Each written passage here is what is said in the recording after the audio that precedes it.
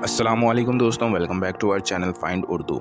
Context का मतलब है सिलसिला या माहौल जो किसी चीज़ को समझने के लिए ज़रूरी हो।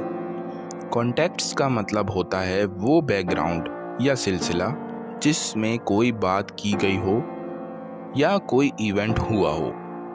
इसका इस्तेमाल अक्सर सेंटेंसेस या इवेंट्स को समझने के लिए होता है, क्योंकि कॉन्टेक्स्ट के बिना बात अधूरी और गलत लग सकती है।